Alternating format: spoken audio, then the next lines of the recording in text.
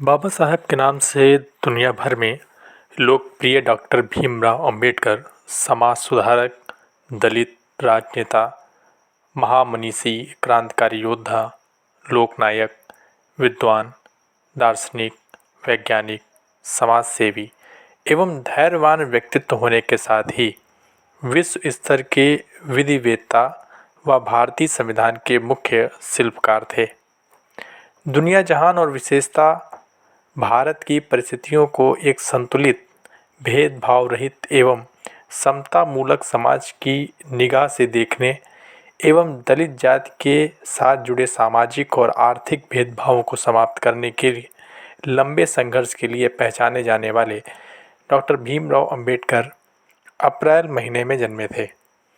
मानव जाति के इतिहास में कभी कोई ऐसा युग नहीं गुजरा जब किसी ने अपने तर्क, कर्म एवं बुद्धि के बल पर तत्कालीन रूढ़िवादी मान्यताओं, जाति भेदभाव एवं ऊंच नीच की धारणाओं पर कड़ा प्रहार न किया हो। मनुष्य सदैव सत्य की तलाश में निरंतर प्रयासरत रहा है और ऐसे ही समस्त जातिगत भेदभाव एवं असमानता पर प्रहार करने एवं उनको नेतृत्व देने के लिए डॉक्टर अंबेडकर को याद करना एक आदर्श एवं संतुलित समाज निर्माण के संकल्प को बल देना है। बाबा साहब के नाम से दुनिया भर में लोकप्रिय डॉक्टर भीमराव अंबेडकर समाज सुधारक, दलित राजनेता, महामनीषी, क्रांतिकारी योद्धा, लोकनायक, विद्वान, दार्शनिक, वैज्ञानिक, समाज सेवी एवं धैर्यवान व्यक्तित्व होने के साथ ही विश्व स्तर के विधिवेत्ता और भारतीय संविधान के मुख्य शिल्पकार थे। डॉक्टर अंबेडकर विलक्षण एवं अद्वितीय प्रतिभा के धनी थे। उनके व्यक्तित्व में स्मरण शक्ति की प्रखरता, बुद्धिमत्ता, ईमानदारी, सच्चाई, नियमितता, दृढ़ता, प्रचंड संग्रामी स्वभाव का मणि कांचन मेला था। वे अनन्य कोटि के नेता थे। उन्होंने अपना समस्त जीवन समग्र भारत की कल्याण कामना, संतुलित समाज रचना में उत्सर्ग किया। खासकर भारत के 80% दलित सामाजिक व आर्थिक तौर से अभिशप्त थे। उन्हें इस अभिशाप से मुक्ति दिलाना ही डॉक्टर अंबेडकर का जीवन संकल्प था। वे भारतीय राजनीति की एक धुरी की तरह थे जो आज दुनिया भर के लिए एक अत्यंत महत्वपूर्ण दलित मसीहा एवं संतुलित समाज संरचना के प्रेरक महामानव हैं। डॉक्टर भीमराव अंबेडकर का जन्म 14 अप्रैल 1891 को मध्य प्रदेश के महू में गरीबी अस्पृश्य परिवार में हुआ था। भीमराव अंबेडकर रामजी, मालूजी सकपाल और भीमाबाई की 14वीं संतान थे। वे हिंदू महार जाति के थे जो अछूत कहे जाते थे। उनकी जाति के साथ सामाजिक और आर्थिक रूप से गहरा भेदभाव किया जाता था। एक अस्पृश्य परिवार में जन्म लेने के कारण उनका अपना बचपन कष्टों में बीतना पड़ा।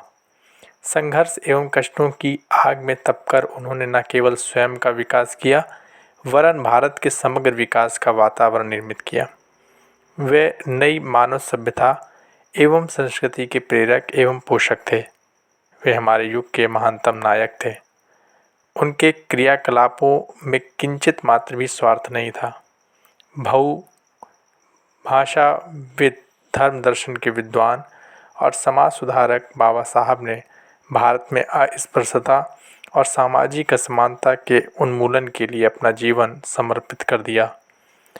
भारत के लोग कभी इतने भयंकर दौर से नहीं गुजरे जैसे वे स्वतंत्रता संग्राम के समय गुजरे।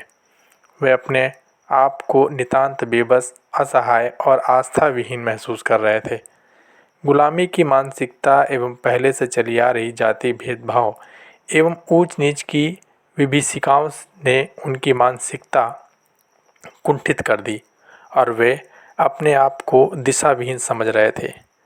ऐसे दौर में डॉक्टर अंबेडकर एक रोशनी बनकर प्रकट हुए। उनके नेतृत्व में धन संपन्न एवं ऊंची जाति के लोगों द्वारा बड़ी क्रूरता से अपने पैरों तले रौंदा हुआ दलित एवं मजदूर वर्ग समूचे भारत में संगठित होकर एक बड़ी शक्ति के रूप में उभरा। वह चाहते थे कि अछूत लोग ग्रामीण समुदाय और पारंपरिक नौकरियों के बंधन से मुक्त हों। वे चाहते थे कि अछूत लोग नए कौशल प्राप्त करें और एक नया व्यवसाय शुरू करें। तथा औद्योगिकरण का लाभ उठाने के लिए शहरों की ओर रुख करें। वे चाहते थे कि अछूत खुद को राजनीतिक रूप से संगठित करे। राजनीतिक शक्ति के साथ अछूत अपनी रक्षा, सुरक्षा और मुक्ति संबंधी नीतियों को पेश करने में सक्षम होंगे। सन 1927 में डॉक्टर अंबेडकर ने छुआछूत के खिलाफ एक व्यापक आंदोलन शुरू करने का फैसला किया।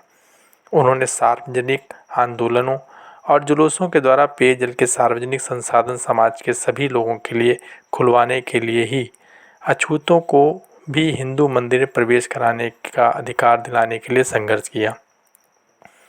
बाबा साहब वर्गहीन समाज गढ़ने से पहले समाज को जाति विहीन करना चाहते थे। उनका मानना था कि समाजवाद के बिना दलित मेहनती इंसानों की आर्थिक मुक्ति संभव नहीं। भीमराव अंबेडकर की मेधा एवं प्रतिभा के कारण बड़ौदा के महाराजा सयाजी राव गायकवाड़ ने उन्हें छात्रवृत्ति देकर 1913 में विदेश में उच्च शिक्षा के लिए भेज दिया। उन्होंने अमेरिका में कोलंबिया विश्वविद्यालय में राजनीति विज्ञान, समाजशास्त्र, मानव विज्ञान, दर्शन और अर्थनीति का गहन अध्ययन किया। वहाँ पर भारतीय समाज का अभिशाप और जन्मसूत्र से प्राप्त अस्पृश्यता की कालिख नहीं थी। उन्होंने अमेरिका में एक नई दुनिया के दर्शन किए। डॉक्टर अंबेडकर ने अमेरिका में एक सेमिनार में भारतीय जाति विभाजन का अपना मशहूर शोध पत्र पढ़ा, जिसमें उनके व्यक्तित्व की सर्वत्र प्रशंसा हुई। उनका मानना था कि सामाजिक न्याय के लक्ष्य को प्राप्त करने के बाद ही आर्थिक और राजनीतिक मुद्दों को हल किया जाना चाहिए। ये विचार कि आर्थिक प्रगति सामाजिक न्याय को जन्म देगी, यह जातिवाद के रूप में हिंदुओं की मानसिक गुलामी की अभिव्यक्ति है। इसलिए सामाजिक सुधार के लिए जातिवाद को समाप्त करना आवश्यक है। डॉक्टर अंबेडकर ने कोलंबिया विश्वविद्यालय और लंदन स्कूल ऑफ इकोनॉमिक्स दोनों ही विश्वविद्यालयों में अर्थशास्त्र में डॉक्टरेट की उपाधियां प्राप्त की तथा विधि, अर्थशास्त्र और राजनीतिक विज्ञान में शोध कार्य भी किए थे। अपनी आर्थिक ज़रूरतों के लिए जीवन के आरंभिक भाग में वे अर्थशास्त्र के प्रोफेसर रहे एवं वकालत भी की। उनके भीतर अंगड़ाई ले रहे राष्ट्रीय व्यक्तित्व ने उन्हें राजनीतिक गतिविधियों में सक्रिय कर दिया और तब अंबेडकर भारत की स्वतंत्रता के लिए प्रचार और चर्चाओं में शामिल हो गए। उन्होंने पत्र पत्रिकाओं को न केवल प्रकाशित किया वरन उनमें क्रांतिकारी लेखनी से समाज को झकझोर, राजनीतिक अधिकारों और दलितों के लिए सामाजिक स्वतंत्रता की वकालत और भारत के निर्माण में अपना महत्वपूर्ण योगदान दिया। डॉक्टर अंबेडकर धार्मिक विचारों के व्यक्तित्व थे। सन 1956 में उन्होंने बौद्ध धर्म अपना लिया। डॉक्टर अंबेडकर की बढ़ती लोकप्रियता और जन समर्थन के चलते उनको 1931 में लंदन में आयोजित दूसरे गोलमेज सम्मेलन में भाग लेने के लिए आमंत्रित किया गया। 1936 में उन्होंने स्वतंत्र लेबर पार्टी की स्थापना की, जो 1937 में केंद्रीय विधानसभा चुनाव में 15 सीट जीतने वाले सफल रही। उन्होंने अपनी पुस्तक जाति के विनाश भी 1937 में प्रकाशित की, जो उनके न्यूयॉर्क में लिखे एक शोध पत्र पर आधारित थी।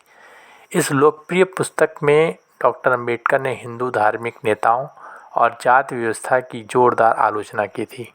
उन्होंने अस्पृश्य समुदाय के लोगों को गांधी जी द्वारा रचित शब्द हरिजन पुकारने के कांग्रेस के फैसले की भी कड़ी निंदा की थी।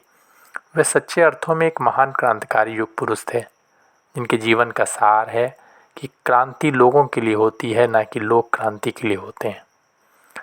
जब 15 अगस्त 1947 में भारत की स्वतंत्रता के बाद कांग्रेस के नेतृत्व वाली नई सरकार बनी, तो उसमें डॉक्टर अंबेडकर को देश का पहला कानून मंत्री नियुक्त किया गया।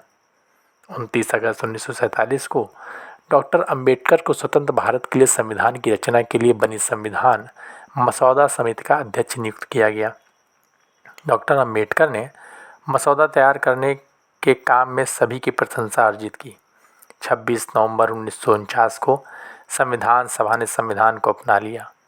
1951 में संसद में अपने हिंदू कोड बिल के मसौदे को रोके जाने के बाद डॉक्टर अंबेडकर ने केंद्रीय मंत्रिमंडल से इस्तीफा दे दिया।